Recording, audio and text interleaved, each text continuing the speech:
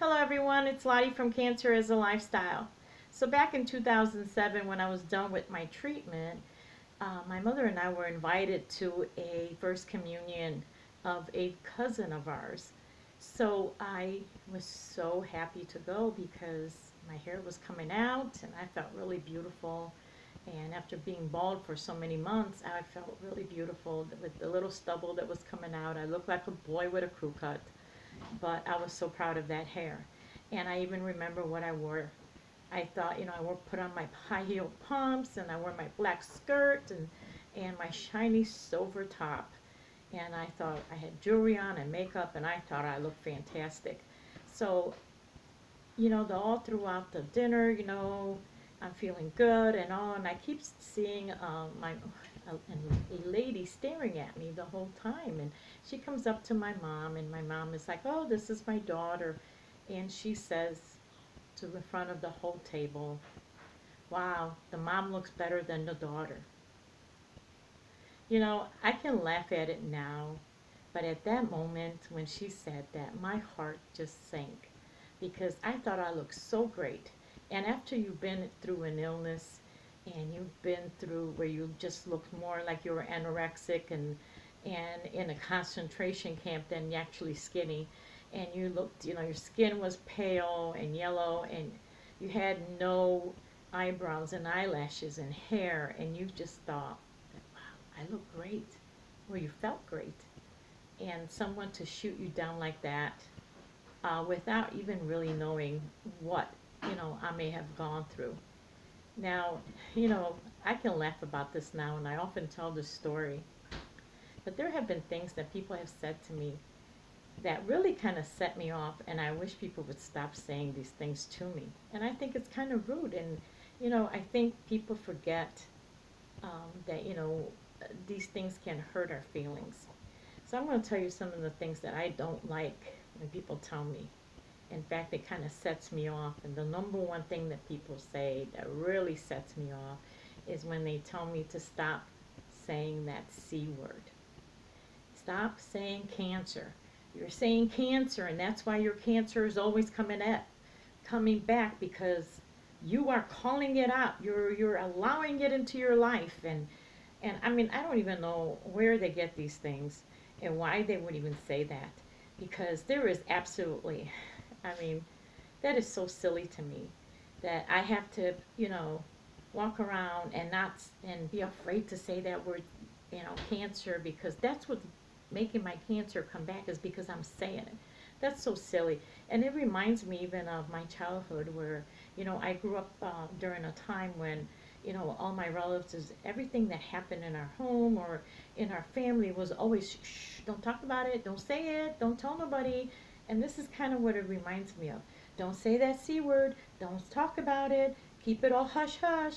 Well, I'm going to talk about it. I'm going to tell everybody about this because people need to know about cancer. They need to know the signs, and they need to know they're not alone. They need to know that. So I don't ever want to hear that, and I hear it all the time. Stop saying the C word. Well, you know what? I'm going to say it till the last breath in my body.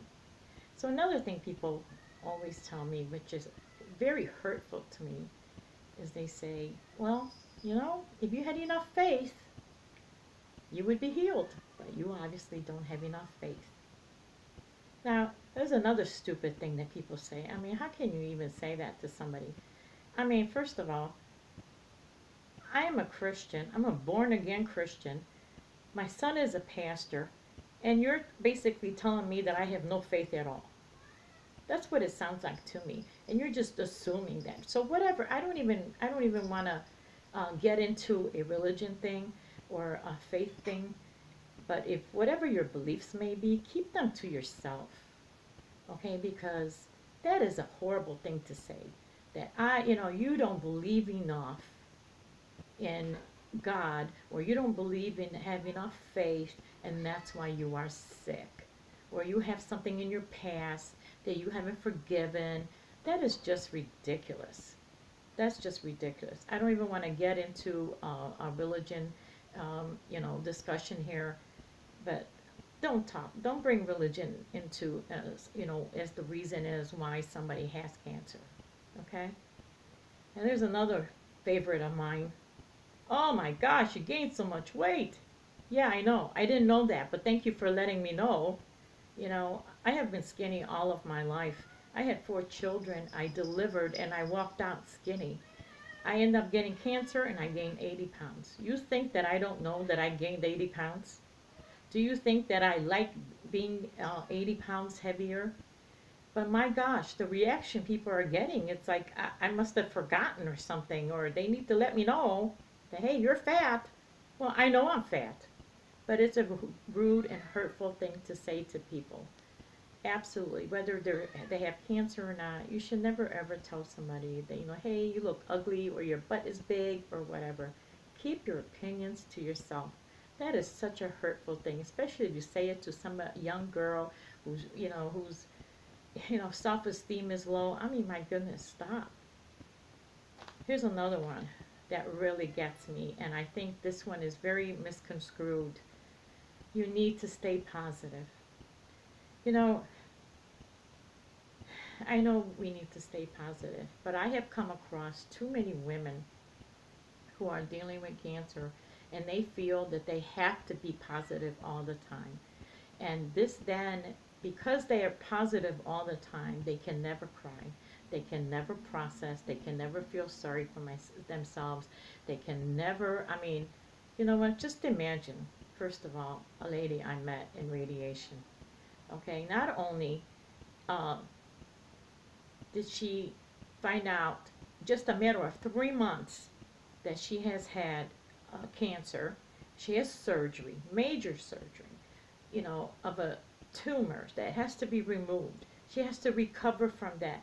Then she's given chemotherapy, 6 treatments, okay, every 3 weeks. Then she's giving radiation. And it is just like one thing after the next that's, hitting this poor woman.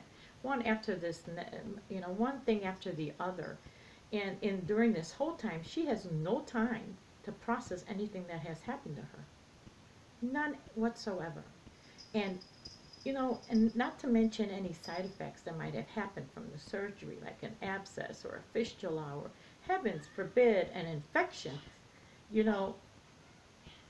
And then for somebody to tell her that maybe she is having a really bad day, she is really having a bad day, and she wants to cry about it and maybe make her feel lighter and get things off her chest because maybe she feels like, you know what, I can't hold on anymore. I can't handle this on my own. I have to talk to somebody. I have to cry about it. For somebody to tell her, stop, you need to be positive. Well, you know what I tell that person? And that might be rude. Maybe you need to go through what this person's going through, and then you can tell them that they got to be happy, happy, happy, happy 24/7 while they're going through the most dramatic, tragic thing in their life. I have met too many women that had this fake, false happiness about them because they're afraid.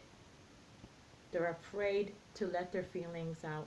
And this poor woman in radiation, all I did was put my hand on her and I told her, it's okay if you cry. And she just burst out crying. She felt relieved. She felt good that somebody finally allowed her to feel all the emotion and the anger that she has been feeling with. So don't be telling people to be constantly positive. Yes, it's a good thing to be looking forward and not be gloomy. We don't want anyone to go into depression. Absolutely not. But it is okay to spend a day or two and just feeling bad, about what's happening to you. You need to process it. You need to deal with it.